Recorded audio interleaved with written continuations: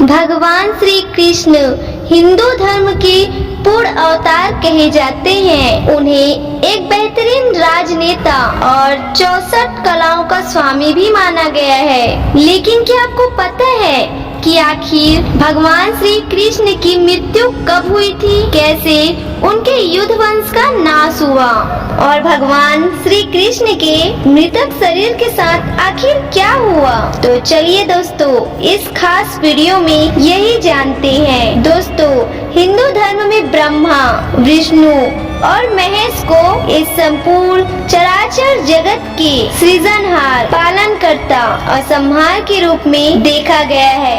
अब तक हिंदू धर्म में जितने भी अवतार हुए हैं वो केवल विष्णु के ही हैं। इनमें मत्स्य अवतार, कुंभ अवतार, मोहिनी अवतार, वरातार अवतार, वामन अवतार, अश्वनाव अवतार, राम अवतार, कृष्ण अवतार, ये सभी विष्णु के अवतार थे जो धरती पर अवतरित हुए। इस अवतार में विष्णु ने अपना विराट रूप और विश्व रूप धारण किया था। कहते हैं भगवान कृष्ण का जन्म 3112 ईसा पूर्व में हुआ।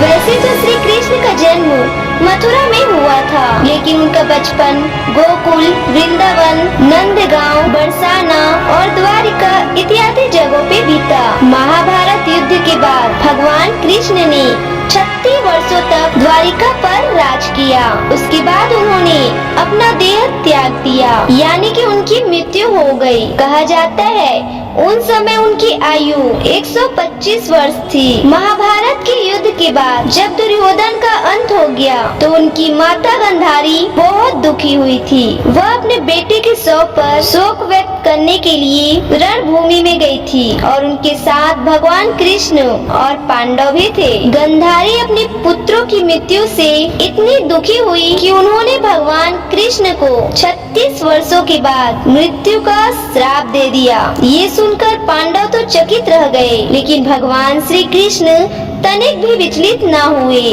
और मुस्कुराते हुए अपने ऊपर लगे श्राप को स्वीकार कर लिया। और ठीक इसके 36 वर्षों के बाद उनकी मृत्यु एक शिकारी के हाथों हो गई। भागवत पुराण के अनुसार एक बार श्री कृष्ण के पुत्र शाम को एक शरारत सूझी। वो एक स्त्री का वेश धारण कर अपने दोस्तों के साथ ऋषि मुनियों से मिलने चले गए। स्त्री के वेश में शाम ने ऋषियों से कहा कि वो गर्भवती है। जब उन यशवंत कुमारों ने इस प्रकार ऋषियों को धोखा देना चाहा तो वो क्रोधित हो गए और उन्होंने स्त्री बने शाम को श्राप दे दिया कि तुम ऐसे लोहे के तीर को जन्म दोगे जो तुम्हारे कुल और साम्राज्य का विनाश कर देगा। ऋषियों का श्राप सुन शाम बहुत डर गया। उन्होंने तुरंत ही सारी घटना जाकर युग्रसेन को बताई, जिसके बाद युग्रसेन ने शाम से कहा कि वे तीर का चूर्ण बनाकर प्रभास नदी में प्रभावित कर दे। इस तरह उन्हें श्राप से छुटकारा मिल जाएगा। शाम ने सब कुछ उग्रसेन के कहे मुताबिक किया। साथ ही उग्रसेन ने ये भी आदेश दिया कि यादव राज में किसी भी प्रकार की नशीली सामग्रियों का न तो उत्पादन किया जाएगा और न ही वितरण होगा। कहा जाता है इस घटना के बाद द्वारका के लोगों ने कई अशुभ संकेतों का अनुभव किया, जिसमें सुदर्शन चक्र, श्री कृष्ण का शंख, उनका रथ और बलराम का हल का अदृश्य हो जाना शामिल है। इसके अलावा वहाँ अपराधों और पापों में बढ़ोतरी होने लगी। द्वारका में चारों ओर अपराध और पाप का माहौल व्यक्त हो गया।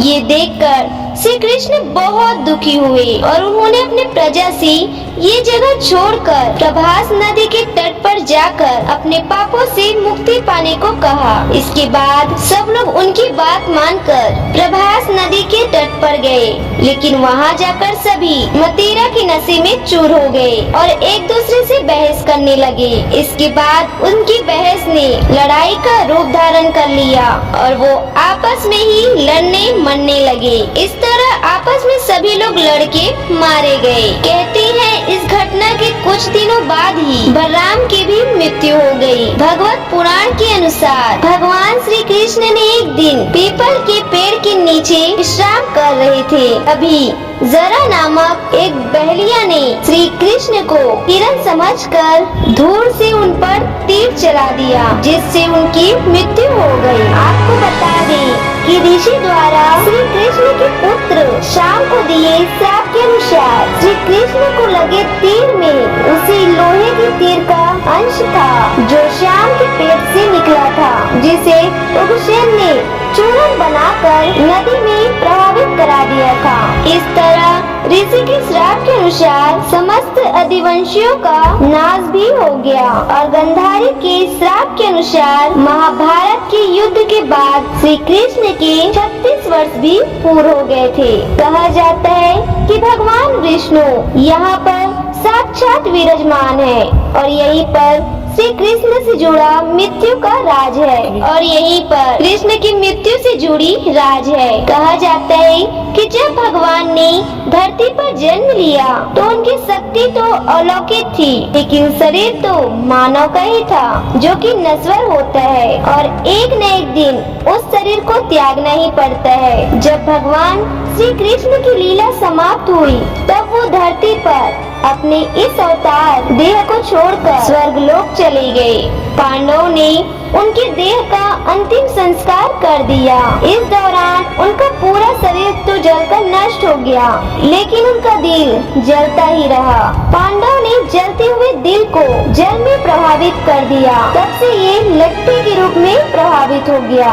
यह लट्ठा राजा इंद्रियों को मिल गया और उनकी आस्था भगवान जगन्नाथ में थी और वो इसे लट्ठे को ले गए और भगवान जगन्नाथ की मूर्ति के अंदर स्थापित कर दिया। ऐसा कहा जाता है कि भगवान श्री कृष्ण का वो अंश तब से वहीं पर है। हालांकि हर 12 वर्ष के बाद मूर्ति बदली जाती है, लेकिन वो अंश अपरिवर्तित ही रहता है। दोस्तों, अब तो आपको पता ही चल चुका होगा कि आखिर भगवान श्री कृष्ण का क्या हुआ, उनके मृतक शरीर का आखिर क्या हुआ और साथ ही साथ भगवान श्री कृष्ण की मृत्यु कैसे हुई। अगर आपको हमारी ये खास जानकारी वीडियो अच्छी लगी है तो इस वीडियो को लाइक करें, हमारे चैनल को सब्सक्राइब करें और इसे ज्यादा से ज्यादा शेयर अवश्य करें। धन्यवाद।